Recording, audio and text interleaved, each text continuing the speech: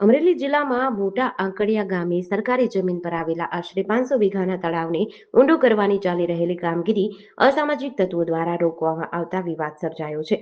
આ બાબતે આજે મોટા આંકડિયા અને તેની આસપાસના ગામના સમાજના લોકો દ્વારા તેમજ આગેવાનો દ્વારા એક શાંતિપૂર્વક મૌન રેલી યોજીને જિલ્લા કલેક્ટર અને જિલ્લા પોલીસ વડાને આવેદન પાઠવ્યું હતું। ગ્રામજનોના જણાવ્યા અનુસાર સરકાર દ્વારા આ તળાવને ઊંડું કરવા માટે 1 કરોડ રૂપિયા અને 13 લાખ જેટલી માતબર ફાળવવામાં આવી છે।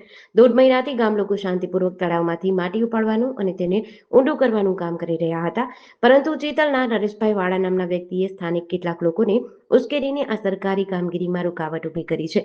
કામ કરી રહેલા લોકો સાથે ગાળાગાળી કરી હોવાના આક્ષેપો પણ કર્યા છે। આ તળાવ ઊંડું થવાથી આજુબાજુના 10 ગામોને તેનો સીધો લાભ મળશે। સૌની યોજના અંતર્ગત તેમાં પાણી ભરી શકાશે અને ભવિષ્યમાં આ સ્થળ એક પર્યટન સ્થળ તરીકે પણ વિકસી શકે છે।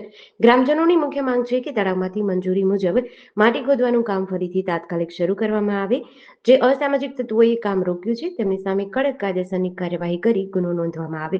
આ ઉપરાંત ગ્રામના જે 2 નિર્દોષ આગેવાનો સામે ખોટી રીતે ફરિયાદ દાખલ કરીને તેમને આરોપી બનાવવામાં આવ્યા છે તે ફરિયાદ પણ તરત જ રદ કરવામાં આવે।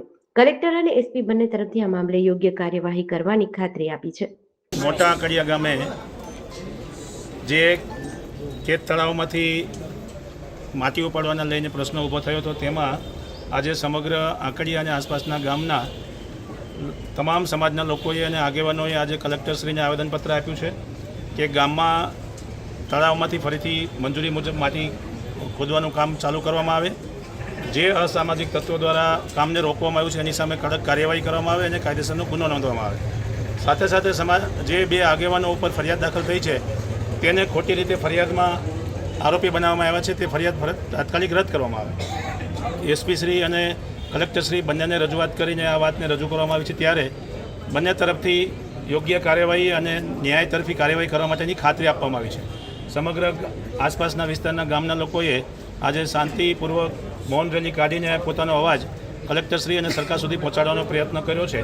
ત્યારે અમે ગુજરાતમાં તમામ ખેડૂતો વતી એક આશ્વાસન પણ આપીએ છીએ કે જો આ પ્રશ્ન અહીંયા સોલ્વ નહીં થાય તો આને સમગ્ર ગુજરાતમાં ગાંધીનગર સુધી પહોંચે એ પ્રકારની લડત કરવામાં આવશે। 500 વીઘા જમીનમાં આવેલું તળાવ છે। આ તળાવને ઊંડું કરવા માટે સરકારે 1 કરોડ અને 13 લાખ જેટલી રકમ ફાળવેલી છે। આ સરકારી જમીન છે, એમાં ગામ લોકો 1.5 મહિનાથી તળાવ ઊંડું કરતા હતા।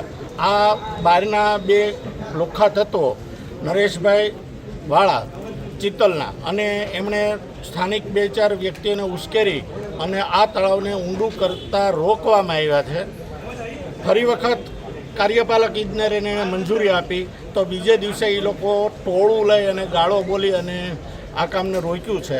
અમારે એક જ અવાજ છે કે ભાઈ આ તળાવ શાંતિથી ઊંડું થાય, તમામ લોકો શાંતિથી સાથે રહે અને આ ગામના તળાવનો લાભ આજુબાજુના 10 ગામને મળે તેમ છે।